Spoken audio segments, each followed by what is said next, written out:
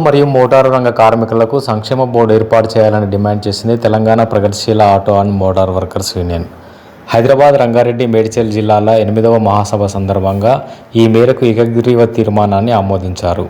Union అధ్యక్షుడు వి. ప్రవీణ్ జెండావిష్కరణ చేయగా కార్మిక ఉద్యమ అమరవీరులకు మహాసభ ప్రతినిధులు సంతాప సూచకంగా 2 నిమిషాలు మౌనం పాటించారు.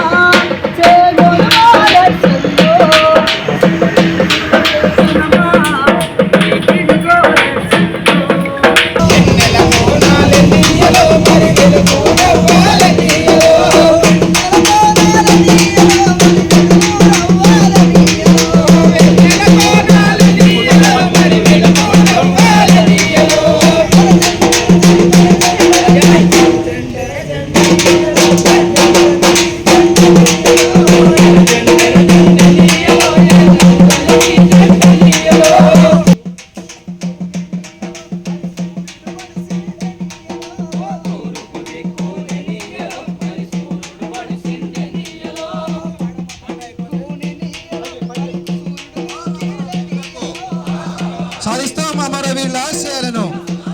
అమరై కామ్రేడ్ కిరణ్ అన్న, అమరై కామ్రేడ్ రామారావు అన్న, కామ్రేడ్ డివికే అన్న, అమర వీరులకు, విప్లవోద్యమ నాయకుడు అమర వీరులకు. ముఖ్య అతిథిగా హాజరైన central university professor V. Lakshminarayana మాట్లాడుతూ గతంలో ఎన్నడూ లేనంతగా దేశంలో ధనిక పేద అంతరాలు పెరుగుతున్నాయన్నారు.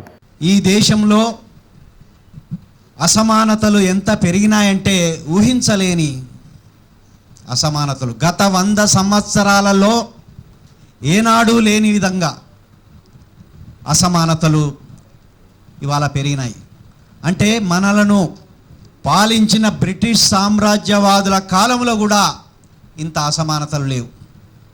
ఎంత అసమానతలు ఉన్నాయంటే 1% జనాభా, 1% అత్యధిక ధనవంతులు ఈ దేశంలో 40% సంపదను ఇవాళ కలిగి ఉన్నారు.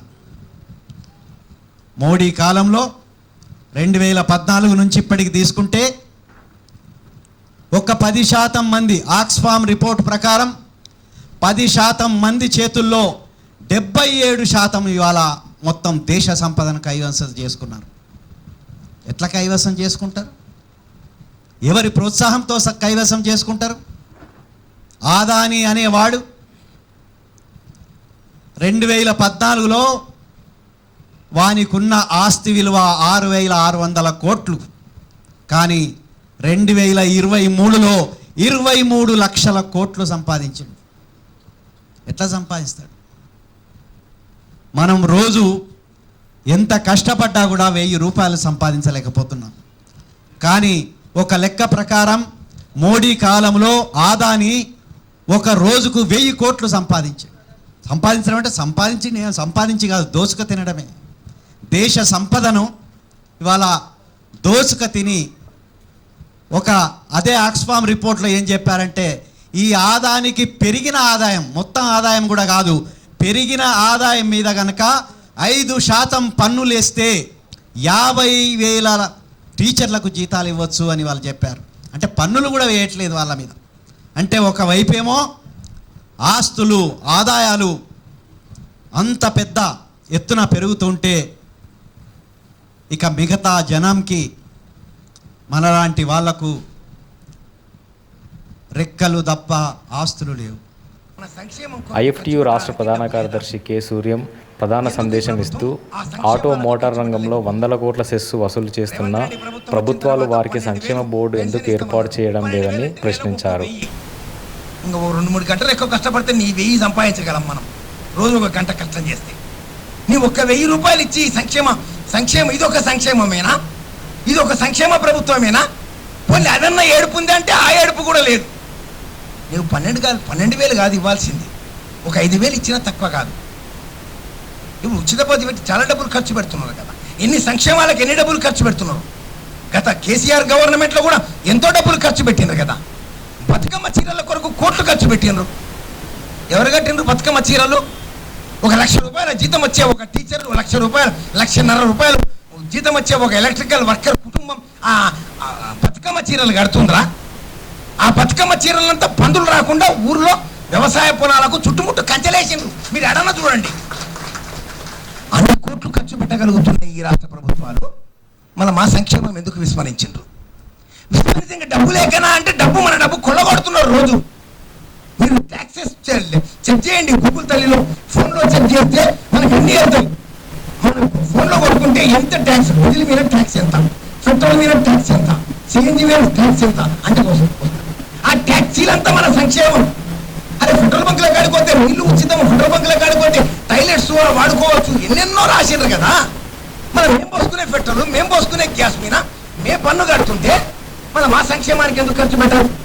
ఖర్చు పెట్టడానికి ఎవరికి ఇష్టం లేదు. వీళ్ళకు వాళ్ళకు మంచిగా మాట్లాడుతూ ఇష్టం రాదు. మనం అలాంటి ఐక్యతను ప్రదర్శిస్తే ఇష్టాలు వస్తాయి. వానికి ఏమన్నా ప్రేమనా? ట్రక్కు డ్రైవర్ చట్టం తీసుకొచ్చి ఆ చట్టాన్ని ఆపేస్తాడు. ఏమిటా బలం, ఏమిటా శక్తి? జనాల శక్తి. ఆ 10 లక్షల మంది రోడ్డు మీదకి వచ్చిండ్రు, ఆ శక్తి ప్రదర్శించింది. కనీసం కూడు గూడు కోసం దేబిరించాల్సిన దుస్థితికి పాలకవర్గాల దోపిడీ విధానాలే కారణమన్నారు. తెలంగాణ ఉద్యమంలో ఏమేమో జరుగుతుంది, రాష్ట్రం వచ్చిన తర్వాత కార్మికులకంతా కూడా సంపన్నమైనటువంటి రాష్ట్రం ఏర్పడుతుంది అనేటువంటి ఒక భ్రమల్లోకి కేసీఆర్ తీసుకుపోయాడు. దాంతో ఆటో యూనియన్నే చీల్చి దాంట్లో ఒక కొత్త సంఘాన్ని ఏర్పాటు చేసి మీకు డబల్ బెడ్రూము, మీకు బోర్డు, మీకు అన్నీ ఇస్తా అని చెప్పి మాట్లాడటం వల్ల ఒక 10 సంవత్సరాల పాటు ఒక సంక్షోభంలో ఉండేటటువంటి ఆటో మోటార్ రంగ కార్మిక వర్గం ఇక కళ్ళు బయటికి పెట్టి ఇక నీ వల్ల ఇది సాధ్యం కాదని చెప్పి మళ్ళీ లోకంలోకి వచ్చి భూమి మీదకి వచ్చి మా హక్కులు మేము సాధించుకుంటాం అనేటువంటి పద్ధతుల్లో ఈరోజు ముందుకొస్తున్నటువంటి ఆటో రంగ కార్మికుల సభలు విజయవంతం కావాలని మాస్ లైన్ పార్టీ తరఫున మీకు మరోసారి అభినందనలు తెలియజేస్తా ఉన్నాం. మహాసభ జరగడం అంటే ఇదేదో ఆటో రంగానికి సంబంధించిన జస్ట్ ఫర్ అక్కడ ఉండే విషయాలే కాదు, మొత్తం మన జీవితానికి సంబంధించినటువంటి, జీవన మనుగడకు సంబంధించినటువంటి, నేను ఈ 70 సంవత్సరాల స్వాతంత్రంలో ఈనాడు ఉండేటటువంటి నా జీవన పరిస్థితి ఏమిటి అనేటువంటిది ఒక లెక్కేసుకోవడం అనేటువంటిదే తప్ప మరొకటి కాదు అనేటువంటిది మీరు అర్థం చేసుకోవాలి. జస్ట్ ఫర్ ఆటో చాలాన్ వేశాడు, లేదా ఏదో ఫైన్ వేశాడు, లేదో యాక్సిడెంట్ అయింది అనేటటువంటి విషయాలు కాదు. ఇంత సంపన్నం కలిగినటువంటి, ఇంత సంపద కలిగినటువంటి భారతదేశంలో 47లో స్వాతంత్రం వస్తే 2024లో హైదరాబాదులో మనకి ఎందుకు ఇల్లు లేదు అనేటువంటి ప్రశ్న. ఇంతకుముందు మన వాళ్ళు మాట్లాడినట్టుగా మన పిల్లలకు అవసరమైనటువంటి, అనుకూలమైనటువంటి, మా బిడ్డలకు మేము చదువు ఎందుకు చెప్పించలేకపోతున్నటువంటి ఒక ప్రశ్న అనేటటువంటిది ఇందులో ఉందనేటువంటిది మనం అర్థం చేసుకోవాలి. ఇదేదో బయట యూనియన్కి సంబంధించిన విషయాలు, ఇవి అక్కడ మాత్రమే మాట్లాడుకునేటువంటి విషయాలు కాదు. రాజకీయాలు వేరు, యూనియన్ వేరు అనేటువంటిది ఇంతవరకు పాలక వర్గం అట్లా చేసింది అది కాదు అనేటువంటిది మనం అర్థం చేసుకుంటే తప్ప మన జీవితాలు బాగుపడాయి అనేటువంటి విషయాల్ని మీరు అర్థం చేసుకోవాలి. మనం ఏం చేస్తున్నాం అంటే యూనియన్ కాడికి ఐఎఫ్టియు, పార్టీ కాడికి కాంగ్రెస్, యూనియన్ కాడికి ఆటో వర్కర్స్ యూనియన్, మనది మాత్రం టీఆర్ఎస్ లేదా బీఆర్ఎస్. నిజంగా బీఆర్ఎస్, నిజంగా టీఆర్ఎస్ లేదా నిజంగా కాంగ్రెస్, బీజేపీలు చేస్తే ఈ దేశం 70 సంవత్సరాల తర్వాత ఈ స్థితిలో ఎందుకుందనేటువంటి ప్రశ్న మనకు రాకపోతే మనం బతకడం కాదు, మన పిల్లలు బతికినా, మన మనవలు బతికినా, మన ముని మనవలు బతికినా ఇట్లాంటి దుర్మార్గమైనటువంటి పరిస్థితుల్లోనే మన పిల్లలు జీవించే స్థితి వస్తుంది. ఇది ఎందుకు వస్తుంది, ఇది ఎందుకు ఉండాలి అనేది ఆలోచన మనకు రాకపోతే అది శాస్త్రం చెప్పినట్టు ఎవడో వస్తాడు, ఏదో చేస్తాడు, ఏదో మనకి ఇస్తాడు అనేటువంటి భ్రమలు 70 సంవత్సరాలు అయిందండి. ఒకటి కాదు. మన కేసీఆర్ అధికారంలోకి వస్తే ఏమన్నాడంటే, నేను నిన్ననే వచ్చినా అప్పుడే ఉరకమంటే ఎట్లా ఉరుకుతున్నాయని నా నుంచి ఎట్లయితుంది, ఇప్పుడు నడుస్తాం, తర్వాత బోర్లు పడతాం, తర్వాత నడుస్తాం, తర్వాత ఉరుకుతాం అన్నాడు. 10 ఏళ్ళు అయింది. సంక్షేమ బోర్డు ఎందుకు ఏర్పాటు చేయాలి? అది ఏమన్నా నువ్వు పైసలు పెడతావా? దానికి ఏమన్నా బడ్జెట్లకు వెళ్ళి ఫండ్ తీసి పెడతావా?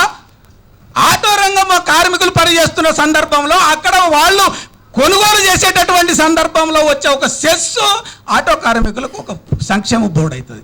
దాంట్లో వాళ్ళు చచ్చినా లేదా పుట్టినా లేదా సంక్షేమానికి సంబంధించి పిల్లల చదువుకు సంబంధించిన ఇది ఏమీ కేసీఆర్కి సంబంధం లేదు. జస్ట్ ఫర్ ఒక సంతకం చేస్తే బోర్డు ఏర్పాటు చేస్తే అది నడుస్తుంది. ఈరోజు బీఓసీ కార్మికులకు నడుస్తలేదా? వేల కోట్ల రూపాయలు అందులో ఉన్నాయి.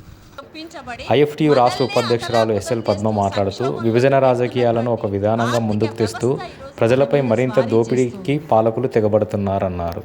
ఇందాక అనుకున్నట్టుగానే వక్తలు చెప్పినట్టుగానే సంపద కొందరికి పోగవుతుంది, ఎక్కువ మందికి సంపద లేదు. కానీ ఇందాక మనం అనుకున్నట్టు ఒకనాడు మన ఆటో కార్మికుడి జీవితం కంటే ఇప్పుడు మెరుగైన జీవితం అనుభవిస్తున్నాం కదా. అయితే ఒకనాడు వాడి సంపద తక్కువ ఉన్నది, కోట్ల సంపదతో మన సంపదని పోల్చుకుంటే, మన జీవన ప్రమాణాలు పోల్చుకుంటే, మన ప్రయోజనాల్ని పోల్చుకుంటే మనకి 2% మనకొస్తే వాడికి వందల వేల లక్షల కోట్ల సంపద వాడికి పోగయ్యింది. ఇది మనం గమనించాలి, ఇది గుర్తించాలి.